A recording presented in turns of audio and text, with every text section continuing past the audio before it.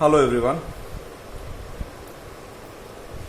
In today's video, we will be learning about a very important topic of the syllabus of geography optional for UPSC as well as PCS, that is biogeography.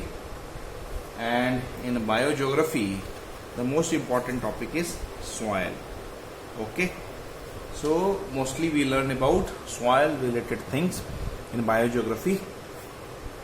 Under the topic of soil, what all we will be learning? We will be learning about definition of soil, genesis, it means formation of soil, soil profile, what soil profile is and what is the significance of soil profile, classification and distribution of soils, process of soil erosion, degradation, and the process of conservation of soil. So these all things will be covered under the topic of soil. Whenever a comprehensive question is asked in UPSC or in PCS related soil, then examiner expects you to write or cover all these subtopics under soil. First of all, what could be the definition or simple definition of soil? So soil is a valuable natural resource. Soil is a valuable natural resource and mixture of rock debris. Soil is a natural valuable resource, mixture of rock debris and organic materials. It means mixture of biotic as well as abiotic materials which develop on the earth's surface is the most simple definition of soil. Very important. So these are some of the keywords. As for example, valuable natural resource, mixture of biotic and abiotic, or mixture of rock debris and organic materials and developed over the surface of earth.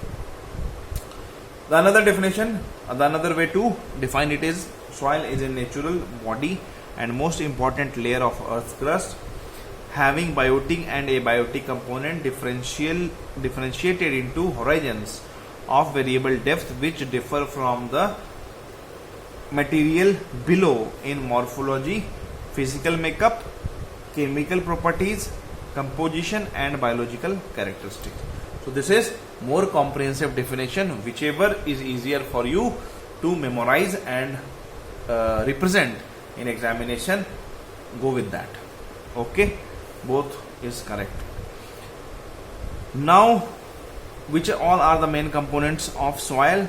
So most important is the denuded materials of parent rock, that is known as rock debris, which includes or which comprises the main mineral particles of the soil.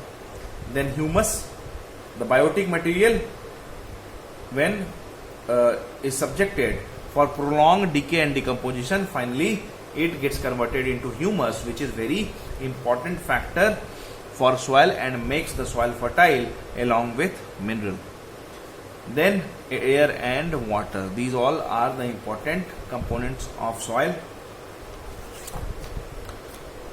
Now the particles of soil on the basis of their texture or size is subdivided into three categories. The most coarse one is sand, and sand further gets subdivided into coarse sand and fine sand.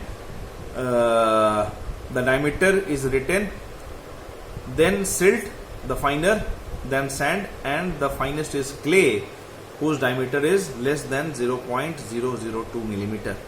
So hopefully you should remember or memorize these, because it will be very helpful when you represent it in examination. Then the next subtopic is genesis of soil or formation of soil. For a standard pedogenic processes. Pedogenic means soil forming processes. So under genesis of soil you have to write these processes. 4 pedogenic process.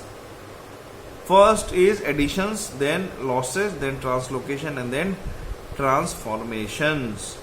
As the name suggests, transformations. First is addition. When anything is added in the soil, it forms or it becomes soil, or when anything is added means biotic as well as abiotic material, thus very character of soil gets changed. As for example, when a parent rock is denuded by the process of withering, the minerals gets added in the soil. Apart from minerals, there can be biotic components also, as for example fossil of flora and fauna. Then losses, as you all know, there could be losses also. First is loss of moisture, then second could be the loss of minerals because of the excessive precipitation, because excessive precipitation gives rise to leaching, process of leaching. What is the process of leaching? Leaching refers to a process in which the minerals and other dissolved salts translocates or gets translocated from the upper layer to the lower layer of the soil. This process is known as leaching. Then translocation, as I was talking about, translocation includes mainly leaching, and leaching or the process of translocation can be further subdivided into elevation and elevation. In losses, apart from losses because of leaching, there could be losses because of evaporation as well as soil erosion. The process of elevation and elevation. When the minerals are leached away from the top layer, for top layer the process will be called as elevation, because minerals are translocated away from the top layer. But for bottom layers it will be called as elevation, because the minerals are finally coming in that layer. The fourth one is transformations. As you all know, the process of humidification is a very important process related to genesis of soil. When dead remains of flora and fauna is subjected for decay and decomposition by the microorganisms, as for example bacteria, then finally they gets converted into humus and they release nitrogen or nitrogenous compound, particularly nitrogen gas.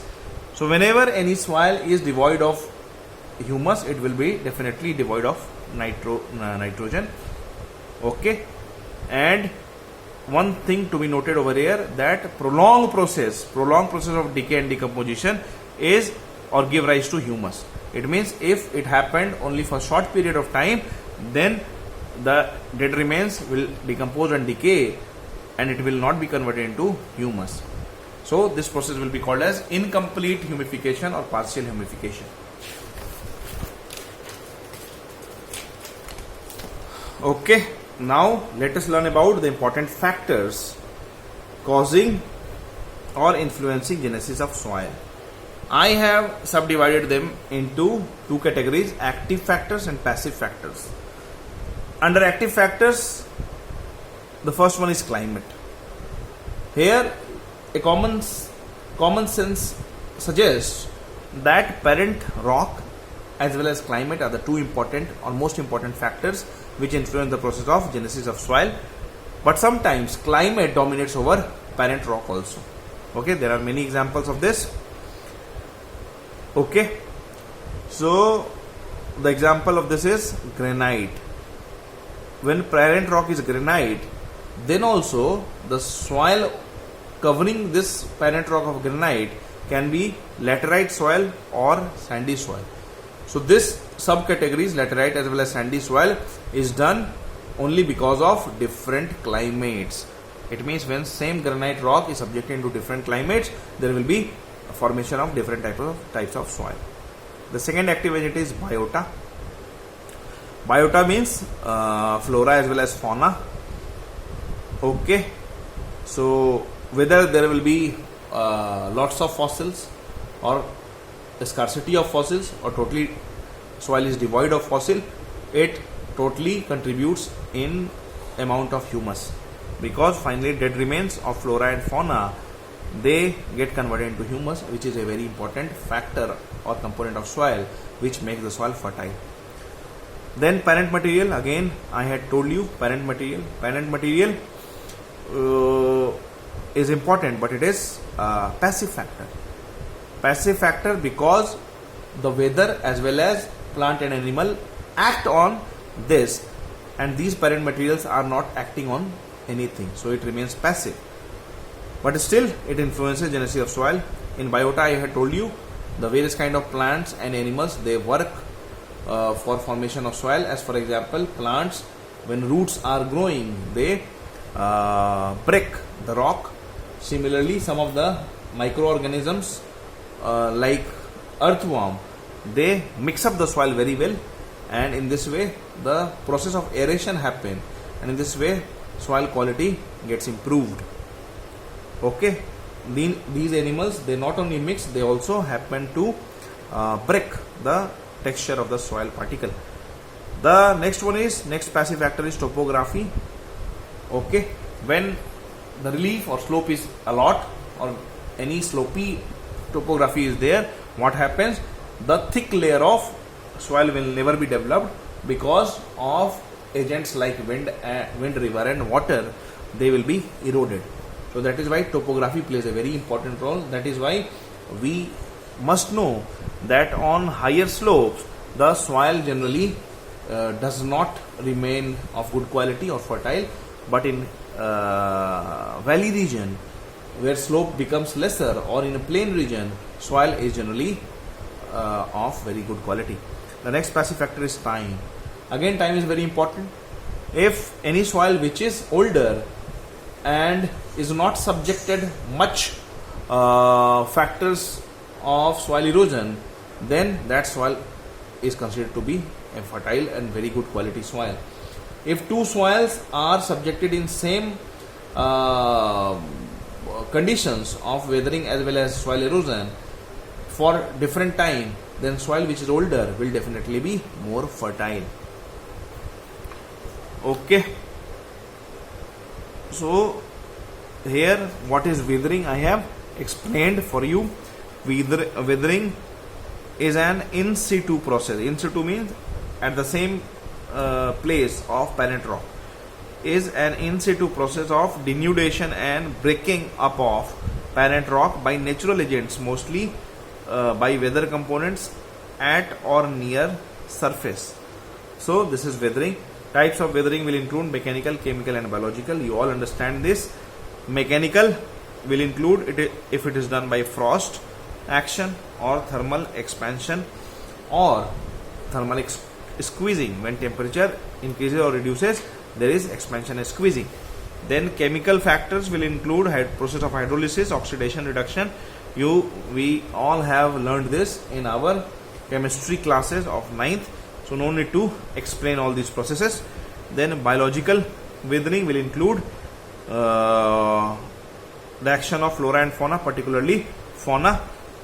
Some of the microorganisms, as I mentioned just before, like earthworm, they mix up the soil, and in this way they help in development of soil or breaking up of many rock or rock debris. Then many animals like snakes, rodents, they burrow the soil, and in this way, or land, in this way the soil genesis takes place or weathering happens. So in next video I will be going ahead under the larger topic of soil. I will be dealing with you soil profile and other topics. Thank you, all the best. We will meet in next class.